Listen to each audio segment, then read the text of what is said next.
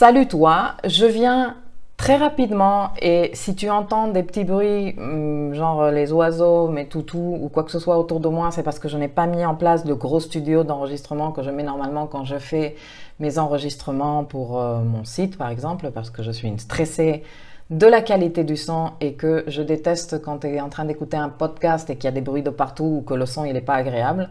Mais là, je me suis dit, Milka, si tu mets en place le studio d'enregistrement, tu ne vas jamais faire cette vidéo rapidement. Du coup, je préfère faire la vidéo. Je suis ici pour t'expliquer comment repérer les degrés dans ta roue par rapport à l'événement lunaire qui vient de se tenir, c'est-à-dire la nouvelle lune en balance. Je viens de publier sur le site il y a 2 jours et je t'ai mis le lien hier soir dans le groupe. Alors, déjà, il te faut ton thème, il faut que tu le fasses. Sache que dans mon site, je laisserai le lien, quelque part dans les commentaires, je laisserai le lien. Il y a un tuto que tu peux suivre pour aller te faire ton thème sur ce site-là, astromail.fr, que j'aime beaucoup parce que c'est très simplement expliqué. J'aime pour les vrais débutants, hein, pour quand tu évolues, tu as besoin d'autres outils. Mais pour l'instant, on n'est pas encore là, donc on va rester débutant. Et c'est très sympa parce que, bon, voilà, le dessin, il est facile, il est très agréable à lire, le dessin de la carte. Après, il y a une petite légende ici avec les signes et avec les planètes. Et puis, il y a encore des infos importantes comme par exemple les positions planétaires, par degré, par signe, par maison, les maisons, l'emplacement des maisons par degré et par signe, et les aspects principaux de la carte. Bon, on n'en est pas là, mais voilà, je trouve que c'est sympa. Donc, alors, quelques règles de base. La roue se présente toujours comme une circonférence. Une circonférence fait 360 degrés et ça, les filles, ce n'est pas de l'astro. Hein. 360 degrés divisé par 12 signes, parce qu'il y a 12 dans la roue, et ça fait 30 degrés par signe, ce qui veut dire que chaque signe a 30 degrés. Ok, on va vérifier ça. On va venir ici, par exemple, on va prendre ce signe-là, et on va voir qu'à l'intérieur du signe, qui est délimité par 2 petits traits là, on a 1, 2, 3, 4, 5, 6 petites sections. Donc 30 divisé par 6, 5. Ce qui veut dire que chacune de ces petites sections contient 5 degrés.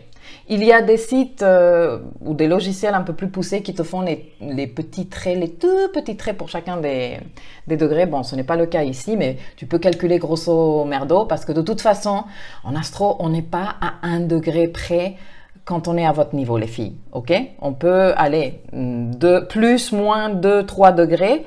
Ça ne va tuer personne. Voilà, donc 5, 10, 15, 20, 25, 30 degrés. Et comme ça, dans chacun des signes. OK? Donc maintenant, pour cet événement en particulier, cette nouvelle lune en balance, il y a 2 signes qui nous intéressent. Il y a le signe de la balance. Pourquoi? Parce que c'est là que le soleil sont arrivés et se sont fait le petit bisou de tous les mois lors de la nouvelle lune. OK? Ou à 15 degrés de la balance. Donc, tu vas dans ton secteur de la balance et tu regardes 5, 10, 15. Ah, c'est ici que s'est tenue la nouvelle lune. Très bien. Maintenant, le Capricorne. Le Capricorne, pourquoi il est important? Parce que Pluton, qui est un invité, mais principal de cette soirée, il est, depuis le Capricorne, en train de dire oui, ce contrat qu'on renégocie, là, les nouvelles clauses que tu vas mettre en place, il faut tenir compte d'une situation avec le pouvoir personnel.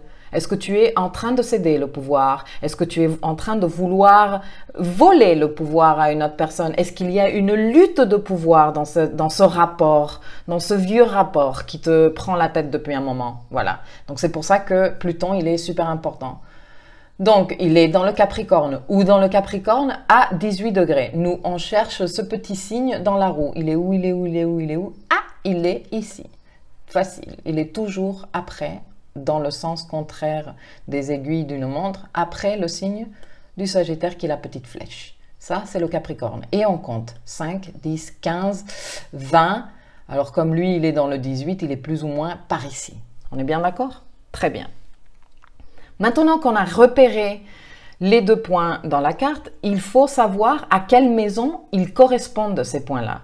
Donc, la roue contient ce petit anneau, ok, où tu vois qu'il y a des numéros inscrits.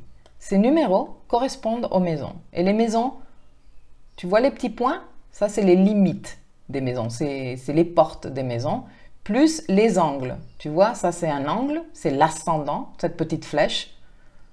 Ça c'est le descendant, ça c'est le milieu du ciel et ça c'est le fond du ciel. Et ces 4 points-là sont des portes importantes de ta carte.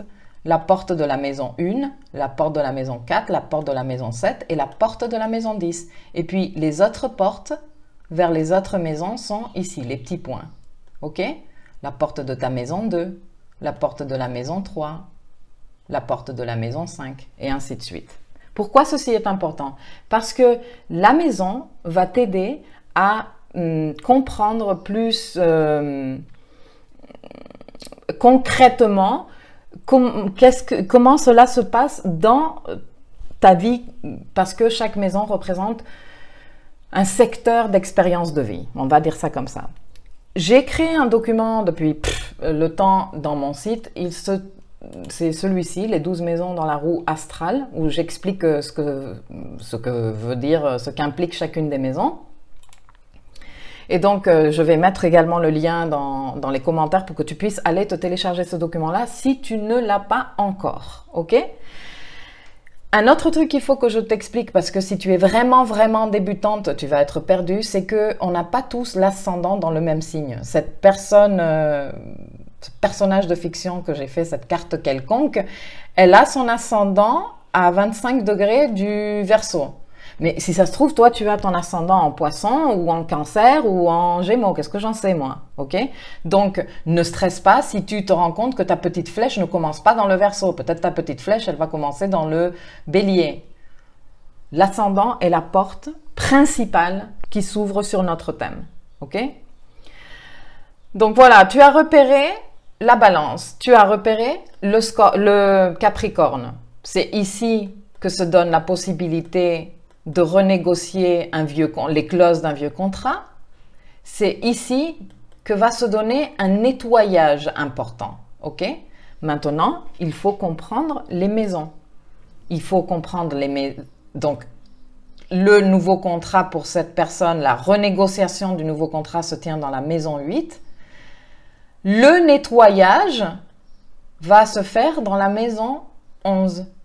Et ce nettoyage est par rapport à le pouvoir personnel.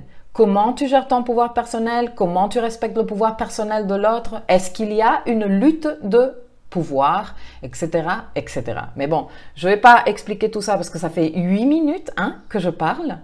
Je pense que je t'ai expliqué maintenant clairement comment repérer les degrés dans ta carte. Et maintenant, dans les commentaires, on va justement jouer d'abord à identifier